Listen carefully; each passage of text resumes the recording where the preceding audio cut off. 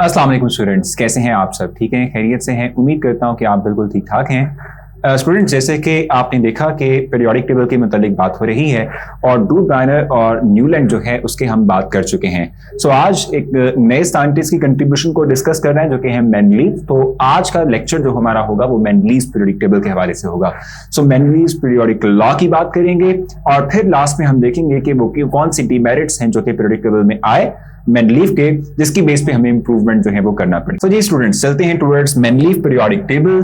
देखिए, जहां तक बात है मेंडलीव के पीरियोडिक टेबल की जहां तक बात है तो अभी हमने रिसेंटली डिस्कशन की थी अबाउट न्यूलैंड ऑक्टेव की हमने बात की थी। हमने कहा था कि न्यूलैंड जो है जब उन्होंने अपना टेबल कंस्ट्रक्ट किया, at that time we have around 56 elements जो कि हमने अरेंज किए थे। ठीक हो गया।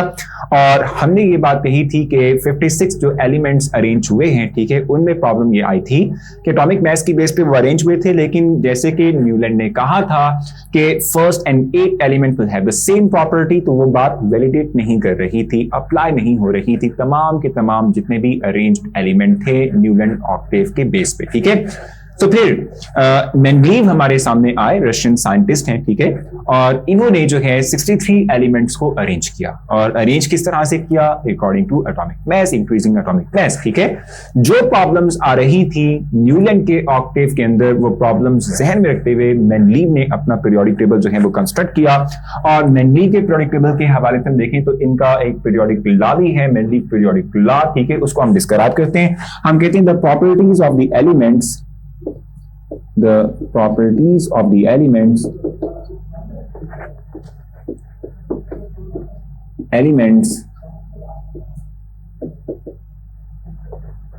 are the periodic function of the atomic mass. The periodic function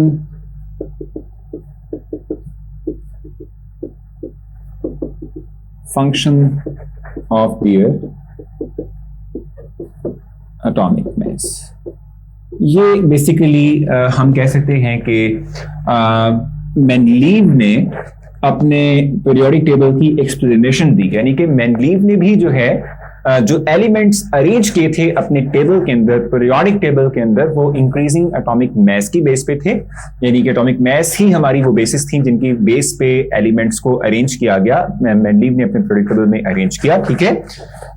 लेकिन ये आप याद रखिएगा, जैसे न्यूलैंड ने ये कहा था कि जो एलिमेंट्स थे जब अरेंज किया गया उनको तो जो एलिमेंट्स थे उनकी प्रॉपर्टीज एक दूसरे से रिलेट करती थी। तो यही बात मेंडलीव ने भी कही कि जब हम एटम्स के एटॉमिक मासेस की बेस पे एलिमेंट्स को अरेंज करेंगे तो जो प्रॉपर्टीज ऑफ द एलिमेंट्स हैं वो रिपीट करेंगे अपने आप को। ठीक है, वो सिमिलर होंगी, प्रॉपर्टीज रिपीट करेंगे अपने आप को जब एलिमेंट्स को अरेंज किया जाएगा। ठीक है, इसकी एग्जांपल भी हम वैसे ही ले सकते हैं जैसे कि हमने पीछे न्यूलैंड की ली थी, क्योंकि मेंडलीव के पीरियोडिक के अंदर भी एलिमेंट्स उसी तरह से ही ऑलमोस्ट अरेंज हुए थे। बस फर्क क्या था?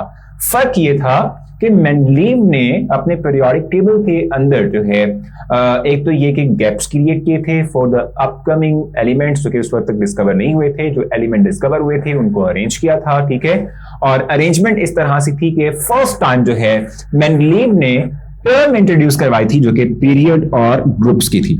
ठीक है, पीरियड्स और ग्रुप्स की थी। ठीक है, ये टर्म हम डिफाइन जरूर कर चुके हैं। ठीक है, ये टर्म्स हम डिफाइन कर चुके हैं। पीरियड्स हमने कहा था कि the horizontal rows are called periods. ठीक है, और ग्रुप्स के मुताबिक हमने कहा था the vertical columns that we have, ठीक है, इज बेसिकली द ग्रुप्स। ठीक है, सो मेंडलीव ने किया ये कि पीरियड्स और ग्रुप्स के यानी के तहत, ठीक है, एलिमेंट्स को एक टेबुलर फॉर्म के अंदर अरेंज किया according to their increasing atomic mass. ठीक है, तो एलिमेंट्स की प्रॉपर्टीज रिपीट हुई, मैच की, इसी बेस पे पीरियोडिक लॉ सामने आया। ठीक है, सो ये बातें बेसिक तौर पे हम कह सकते हैं कि मेंडलीव के पीरियोडिक टेबल के हवाले से हैं। ठीक है, अब जहां तक मेंडलीव के पीरियोडिक टेबल की हम बात कर रहे हैं तो कुछ प्रॉब्लम्स भी आई। नो डाउट कि फर्स्ट हम कैसे ना कि प्रॉपर स्ट्रक्चर जो एक टेबुलर फॉर्म के अंदर, एक प्रेडिक्ट टेबल की फॉर्म के अंदर जो हमें मिला एलिमेंट्स की अरेंजमेंट का, वो मेंडलीव ने ही हमें प्रोवाइड किया, ठीक है। जो इस वक्त हम देखते हैं स्ट्रक्चर, वो मेंडलीव का प्रोवाइडेड स्ट्रक्चर ही है, ठीक है। लेकिन फिर भी स्टिल जो है कुछ डीमेरिट्स थी, कुछ प्रॉब्लम्स थी, ठीक है, जो कि मेंडलीव के प्रेडिक्ट टेबल के अंदर आई। वो कौन कौन सी थी? फर्स्ट ऑफ ऑल मेंडलीव जो है वो अपने पीरियोडिक टेबल के अंदर हाइड्रोजन की पोजीशन को लोकेट नहीं कर सका, जस्टिफाई नहीं कर सका, ठीक है, पहली बात। दूसरा ये कि अभी हमने एक टर्म पढ़नी आगे जाके, आइसोटोप्स। आइसोटोप्स का मतलब ये होता है कि एक ही एलिमेंट के वो एटम्स के जिनका एटॉमिक नंबर सेम होता है, एटॉमिक मास वेरी करता है। जैसे कि हाइड्रोजन की अगर हम बात कर लेते हैं तो हाइड्रोजन का एटॉमिक मास 1 और एटॉमिक नंबर 1, एटॉमिक मास 1 है, हमें अभी तक ये पता है। लेकिन इसके इसी एलिमेंट के 3 एटम्स होते हैं जो कि 1 1 1 2 और 1 3 है। ये तीनों आइसोटोप्स कहलाते हैं। अभी हमने यही टर्म जो है लास्ट में डिस्कस भी करनी है। तो मेंडलीव ने एक तो ये कि पोजीशन ऑफ हाइड्रोजन की एक्सप्लेनेशन नहीं दी, दूसरा ये कि आइसोटोप्स की जो आप कहने के पोजीशन या अलॉटमेंट है वो भी एक्सप्लेन नहीं कर सका। तो पोजीशन ऑफ हाइड्रोजन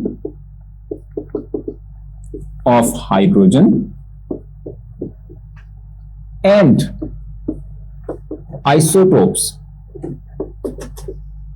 ये दोनों बातें जो हैं मेंडलीव अपने पीरियोडिक टेबल में जस्टिफाई नहीं कर सका कि हम हाइड्रोजन को कहां रखें, किस पोजीशन पर लगाएं, ठीक है, या जो आइसोटोप्स हैं डिफरेंट एलिमेंट्स के, उनको किस पोजीशन पर रखें, जोड़ें, ठीक है, अरेंज करें, ठीक है, टेबल के अंदर। ये दोनों चीजें मेंडलीव एक्सप्लेन नहीं कर सका, तो ये इसके डीमेरिट्स हैं। एक और बात भी थी और वो ये थी कि नो डाउट एलिमेंट्स को अरेंज किया गया according to increasing atomic mass, लेकिन जो आप कह लें कि अरेंजमेंट थी, ठीक है, ऑर्डर जो था एटॉमिक मासेस का, ठीक है, वो जो है थोड़ा सा प्रॉब्लम क्रिएट हुई इसके अंदर, ठीक है। जो सॉर्ट थे ना, कह लें कि जो एलिमेंट्स को अरेंज किया गया according to increasing atomic mass, उसकी बेस पे थोड़ा सा प्रॉब्लम क्रिएट हुआ, ठीक है।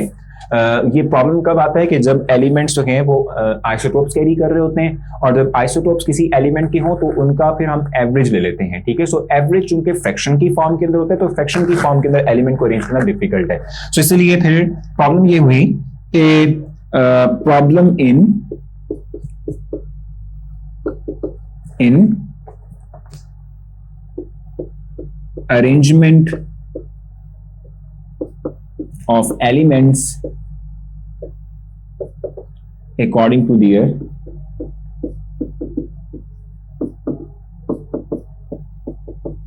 Atomic mass. यानी एटॉमिक मास की बेस पे हमने जब इनको अरेंज किया तो फिर हमारे पास जो है वो प्रॉब्लम क्रिएट हुई।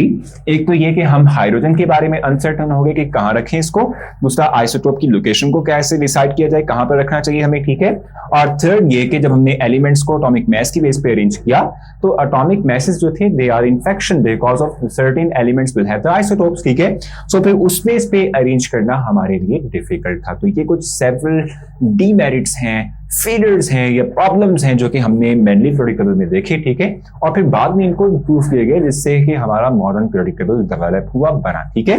सो मेंडलीव के पीरियोडिक टेबल को थोड़ा सा अगर हमें रिवाइज करना तो क्विक वे में रिवाइज कर लेते हैं। तो देखिए जी, रशियन साइंटिस्ट जो कि मेंडलीव है, इन्होंने एक टेबल कंस्ट्रक्ट किया, मेंडलीव पीरियोडिक टेबल, ठीक है। 63 एलिमेंट्स को उन्होंने अरेंज किया, ठीक हो गया, according to their increasing atomic mass, ठीक है, एटॉमिक मास की बेस पे एलिमेंट को अरेंज किया, ठीक है।